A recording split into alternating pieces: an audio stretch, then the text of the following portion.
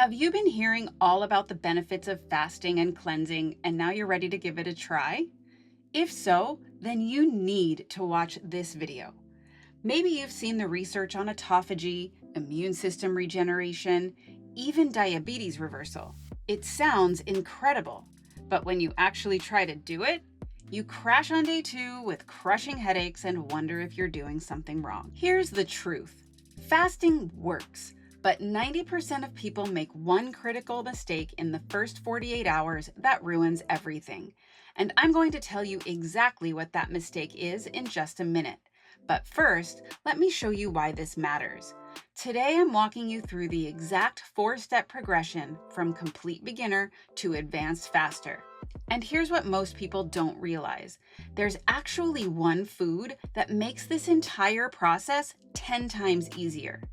Ancient healing traditions have used it for thousands of years, and I'll show you exactly how to use it in step 2. Welcome to Longevity Lifestyle, where we turn ancient healing wisdom into practical protocols you can easily follow. And today, we're breaking down the progressive steps to prepare to fast and cleanse in the safest way possible. By the end of this video, you'll have a year-by-year roadmap that meets you where you are and gradually builds your body's ability to detox effectively. Plus, I'll show you the critical timing strategy that ensures your body gets maximum benefits from every cleanse.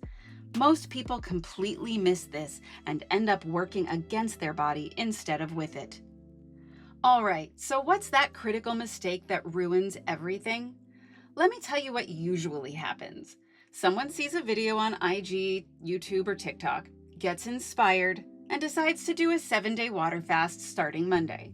The problem is, they were drinking coffee every morning until Sunday night and have literally zero prior experience with cleansing. So Monday rolls around and they feel pretty good, motivated, like, let's do this. But then comes day 2. Enter detox symptoms, and welcome to hell. Crushing headaches, brain fog, body aches. They think fasting is torture and give up. Here's the mistake. They try to run a marathon without training for it at all. You cannot fast or cleanse effectively while still consuming the very things that created the problem in the first place.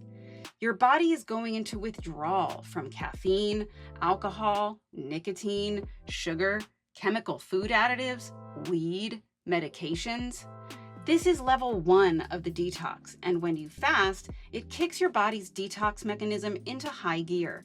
That's why you feel terrible. But here's the good news. There's a specific progression that eliminates this problem completely, and it starts with one food that's so gentle on your system you can eat it every single day and still be cleansing. But I'll reveal that in step 2. Before that, we need to talk about step 1, which is clean up your diet and stop consuming toxins. Before you do any kind of fast or cleanse, you need to prepare your body.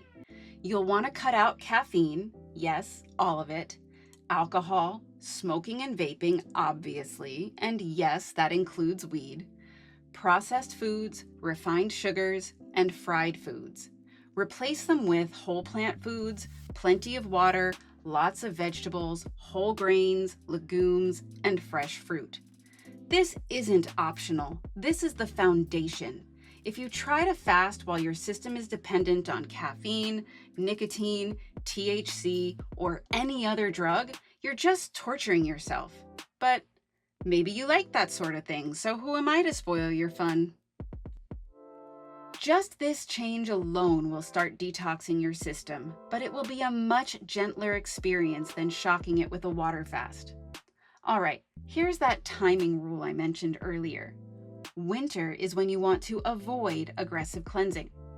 Your body needs warmth and building energy during cold months, not cooling and depleting practices. This applies to all types of fasting and cleansing.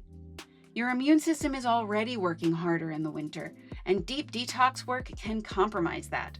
Save your cleanses for spring, summer, and early fall when your body can handle the detox work without being stressed by cold weather. That doesn't mean you can't quit a nasty habit in the winter.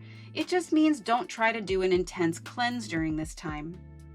Okay, before we move on, I'm curious. Have you ever tried a fast or a cleanse? I'd love to know. Drop me a comment. What did you try and how far did you get? Now let's get back to that special food I was talking about.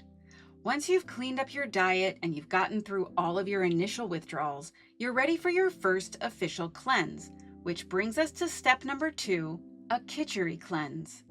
Kitchari is a traditional Ayurvedic dish made from mung dal and rice cooked with digestive spices. It's incredibly easy to digest. It's nourishing and it simultaneously cleanses and rebuilds your tissues. This is where I recommend everyone start. You're getting your protein, your carbs, your fiber, but in the most gentle, digestible form possible. The best part? It's delicious. I eat it pretty much every day anyway because I love it so much. I'll leave my recipe in the description for you. For 7 to 14 days, you eat only Kitchari, nothing else. You can have herbal tea and water, but that's it. Now here's another huge mistake most people make, and that's not blocking out time on their schedule for their cleanse. This applies to any fast or cleanse, not just this one.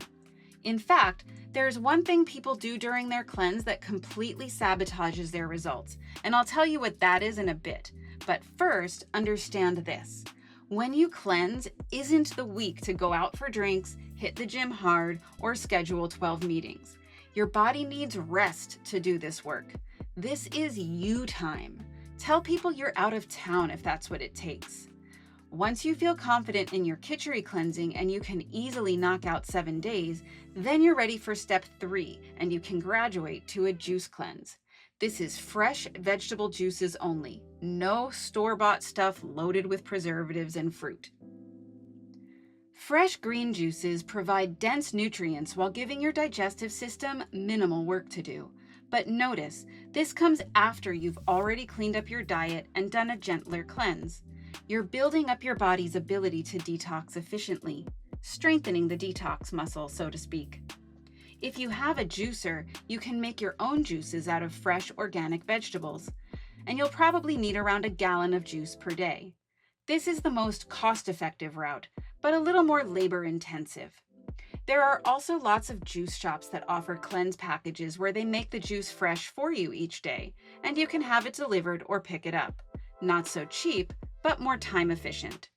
Now, before we move on to the most advanced step, I want to tell you about the number one way people compromise their results and waste a lot of the hard work they just did.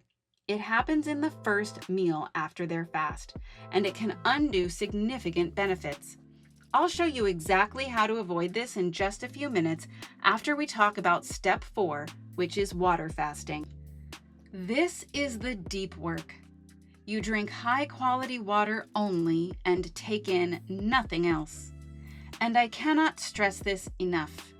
Do not attempt an extended water fast without medical supervision, especially if it's your first time going longer than 72 hours, if you have a chronic health condition, or if you have a history of disordered eating. Water fasting is incredibly powerful, but it's also intense. This is not for beginners. This is after you've done the prep work, after you've cleansed multiple times, and after you've developed enough of a relationship with your body to understand its signals and to feel safe and confident moving forward. I always like to say that detoxing is a lifestyle. It's not just something you do 1 week out of the year and then go back to trashing your body. There's a certain level of understanding required to successfully complete a water fast, so lay the foundations first. If you're starting to see how building up to fasting safely makes sense, hit that subscribe button. We're creating a community of people who want to make lasting lifestyle changes with the understanding that real health isn't found in a pill, but in how you live every day. All right. Now that you know the steps, let's talk about what actually happens when you cleanse, because this is where most people panic and quit. Here's what normal detox looks like.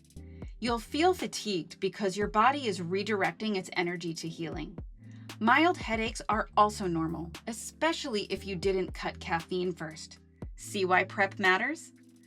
Toxins will be leaving through your mouth, so a coated tongue and bad breath are also to be expected. Depending if you're fasting or cleansing, and for how long, you may or may not have bowel movements. If you're juicing, you might want to be prepared for what comes out to be liquid. If you're fasting, after a few days, you might not poop, and that's okay. Things will start up again once you start eating. You may also find yourself more emotional or irritable than normal, as detoxing isn't just physical. And finally, you might also have some vivid dreams, so maybe keep your journal handy. These are signs it's working. Don't panic, rest more. Now, while a certain amount of discomfort is to be expected, it's important to understand the signals that your body is overloaded and it's time to stop. If you have severe dizziness or fainting, extreme weakness to the point where you can't function, heart palpitations, vomiting, or you start feeling worse by day 4 instead of better, these are the red flags. Break your fast gently and consult a healthcare provider who is experienced in therapeutic fasting. Okay, so let's assume all systems are go and there's no red flags. Here are some tips on how to best support your body during this time. I know I already said this, but it's so important, I'm going to say it again. Block out time on your calendar for your fast. Get more rest than you think you need. This is not the time to push through. Give yourself all the rest in the world. You're going on a healing journey, so go into full-on monk mode. While you're in your monastery, drink lots of water because you need to flush out all these toxins you're releasing. Also, take gentle walks in the sun because the sun feeds your cells, and we also need to get our blood flowing in order to move lymph. Dry brush your skin before you shower to further open elimination pathways. Bonus points if you follow this up with warm oil self-massage, letting the oil soak in for 20 minutes before your shower. This way, you're feeding and nourishing your cells through your skin. And finally, do some deep breathing exercises because your lungs eliminate waste too. And just in case this wasn't clear, no intense workouts or trying to maintain your hectic schedule during your fast. This isn't being lazy. This is giving your body the resources it needs to do this deep healing work. Pro tip, if you can't take time off work, start your fast on Friday. That way, your days off land on the 2 hardest days of the fast. All right, now let's talk about how most people compromise their results and waste their hard work, and what to do instead. It all comes down to how you break your fast. You cannot finish a 3-day fast and immediately hit up Chipotle. I mean, you can, it won't kill you, but you shouldn't. While you won't reverse everything you accomplished, you can definitely undo significant benefits: the reduced inflammation, the comfortable digestion, and some of that mental clarity. The first thing you eat should be small, easily digestible, warm, and simple. Think homemade vegetable broth, half an avocado, or some steamed vegetables. Then wait 2 to 3 hours before eating again. The longer your fast, the longer your breaking process needs to be. After a 7-day fast, give yourself 3 to 4 days of gradual reintroduction of foods. Your body just worked incredibly hard to clean house. Don't trash the place immediately. And you know what's really cool? Food will taste so much better when you come back to it. You'll find you won't need to salt or sweeten things much anymore, if at all. Okay, so let's map out your cleansing journey, and I'll put up everything on the screen so you can take screenshots. The first couple of months are preparation. You're weeding the garden and tilling the soil. Once all of that feels good and fits seamlessly into your life, which may or may not happen by month 3, give yourself grace. Then move on to the next step, which is your very first Kitchari cleanse. This is totally safe to dive right into for 7 days, but some people might prefer to set shorter goals for themselves, so build up to 7 days if you need to. Don't be a stickler for timelines here, be a stickler for feeling good about moving on to the next step. Once you feel like you've gotten the hang of Kitchari cleansing, you'll probably already be feeling pretty great, but you may want to experiment with juice cleanses. If you're feeling super strong, you might even try a 24-hour water fast here and there. Once you've done a few juice cleanses and 24-hour fasts and you're feeling solid with it, then you can start experimenting with 48 to 72-hour water fasts. By this point, you should be very in tune with your body. You should be an expert at reading its signals and understanding what it's doing and asking for. After all, you've spent lots of time developing a relationship with it now. As far as frequency guidelines, 24-hour fasts are safe to do weekly. However, I do not recommend doing more than 4 3-day fasts per year at least 3 months apart, or more than 1 extended fast per year. Additionally, if you live in a place that experiences winter, I would say a maximum of 3 annual 3-day fasts because of what I mentioned earlier about bodily requirements in cold weather. The reason for these limitations is because fasting, like anything else, when overdone, can be harmful in that it can be too depleting, which is why I recommend that extended fasting only be done under the guidance of an experienced professional. Remember, your body is a self-healing machine. You just have to get out of its way and let it work. The pharmaceutical industry wants you to believe that you need pills for everything, but medications don't solve root causes and oftentimes put an even bigger burden on your body. Sometimes the most powerful medicine is the simplest, and now you have the tools to take your healing into your own hands. And what's better than having the tools? Using those tools to help your friends. So hit that share button and pay it forward. And if you missed my last video about the deeper science behind why fasting works and how it's even been used to reverse diabetes, check it out right here. Until next time.